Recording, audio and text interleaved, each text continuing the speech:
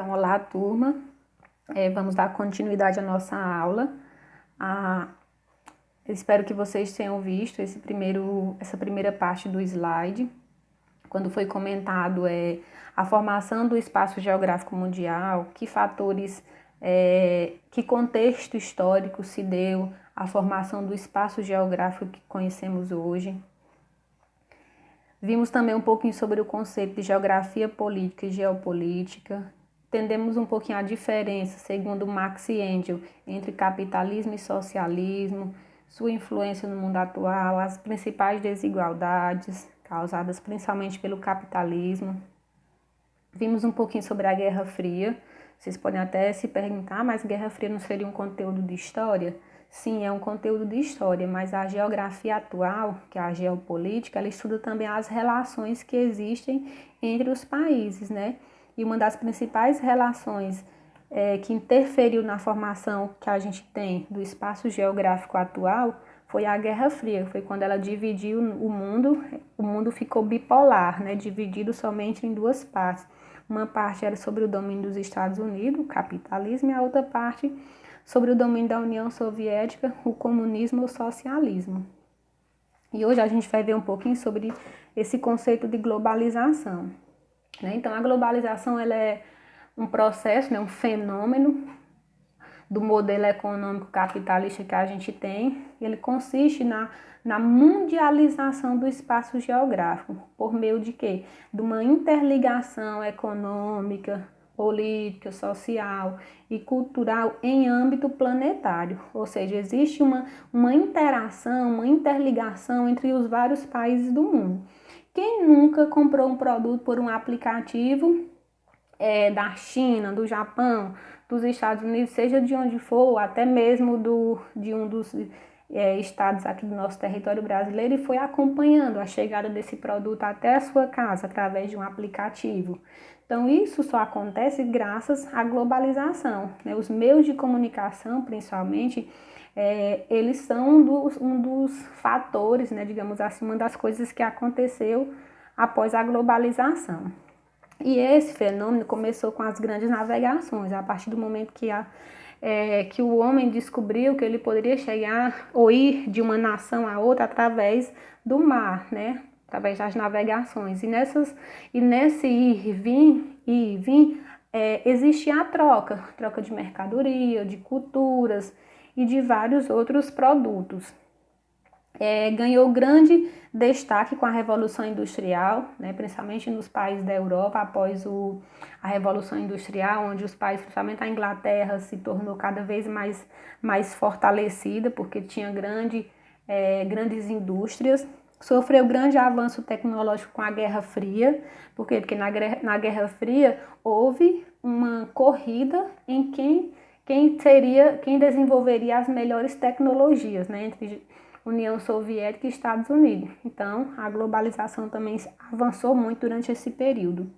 Ela é uma integração, né, de culturas, filosofias, comércio, políticas, religiões e informações entre as nações.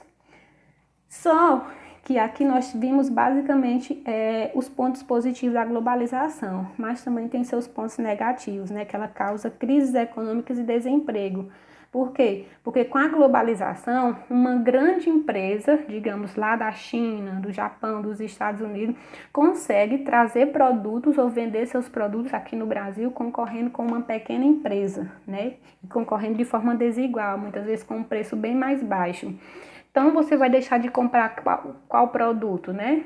Então, você vai comprar aquele que tem um preço mais acessível. Então, aquela pequena empresa aqui do nosso país vai à falência. Por quê? Porque ela está concorrendo com uma multinacional. Promover o avanço das multinacionais com suas respectivas privatizações, né? Quando essa empresa ela deixa de pertencer a um estado, a uma nação e se torna de um dono, né? De um empresário. E aqui nós temos alguns dos problemas da globalização, né? Grandes empresas têm grande poder econômico, né? Problemas do mundo globalizado, impactos socioespaciais resultantes do desrespeito à pluralidade cultural dos povos e nações, né? Então a gente vê que com a globalização a gente não importa só produtos, né? A gente importa também hábitos, culturas, jeitos de outras nações, né? Quem nunca usou algum produto de um outro país, ou uma palavra, ou um nome dos Estados Unidos, né? Quem nunca importou alguma coisa dessas outras nações. E a gente vê aqui nessa imagem grandes multinacionais, né? Grandes empresas, né? Que estão aí dominando todo o nosso território mundial, né? Tem aí a Coca-Cola, a Toyota, a Apple, Samsung, o Google, o Facebook, Instagram, McDonald's. Então essas multinacionais, elas dominam, né, o espaço, né? Elas não tem como uma pequena empresa concorrer com ela, né? Você viu que há um tempo atrás a Nokia, né, que é uma empresa que desenvolve celulares, ela era uma das melhores, né? Só que hoje ela não é, né? Ela ficou bem abaixo de outras marcas, como a Apple, a Samsung, né? Por quê? Porque essas empresas foram evoluindo, enquanto a Nokia foi deixada um pouquinho para trás. Então, essas multinacionais, elas impactam esse espaço aqui, né? O nosso espaço em que a gente vive. Ela domina o espaço empresarial e elas existem e esse domínio existe por quê? Porque as multinacionais, elas não têm pena, né? Elas não têm pena de eliminar as pequenas empresas e isso causa uma concorrência desleal, né? Então, não existe como uma empresa do Brasil concorrer com uma empresa dos Estados Unidos que vende o mesmo produto, né? É quase que impossível. Então, a pequena empresa vai à falência. E uma das coisas, né, um dos fatores que mostra o grande abismo social que existe, social e econômico, né, que existe causado pela globalização, é essa imagem aqui, né, é uma imagem do bairro Morumbi, né, em São Paulo, que é um bairro nobre, e vejam que esse prédio, né, que é um prédio com sacadas, com piscinas, ele fica ao lado de uma grande favela, né, a favela de Paraisópolis. Então, você vê aí a total discordância econômica que o mundo globalizado faz, né? Então, varandas, sacadas com piscina voltado para um complexo de favela. Então, você vê de um lado o lado rico, né? O lado desenvolvido. E do outro lado nós vemos o lado pobre, né? O lado subdesenvolvido. Então é assim a nossa sociedade. Existem os países ricos, países subdesenvolvidos, e existem os países que não são desenvolvidos, né? Como é o caso do Brasil. E aqui nós vimos também alguns problemas, só que problemas ambientais, né? Causados pelo mundo globalizado. Problemas ambientais do mundo globalizado e organização espacial insustentável, a questão energética da água e da energia nuclear. Então, a gente vê que quanto mais empresas, quanto mais indústrias vão aparecendo, quanto mais o mundo vai se tornando tecnológico, mais o nosso planeta vai sofrendo por conta disso, né? Porque vai vindo cada vez mais consumo de energia, consumo de água, vai ser emitido gases na atmosfera. Então, o nosso planeta ele sofre a partir dessas mudanças que a globalização causa. Então, aqui só para vocês entenderem a questão, o impacto do mundo globalizado, né, sobre a natureza, né, sobre o nosso planeta. Vejam aí as grandes indústrias e os principais problemas, né, emissão de gases, rios poluídos, a questão do solo sendo perfurado, o grande derramamento de água, a questão das chuvas desregulares. Então, são vários problemas, todos eles causados pela globalização. E aqui, só para vocês verem uma ilustração desse gráfico sobre os problemas ambientais, né? E a porcentagem deles, de quanto que eles existem.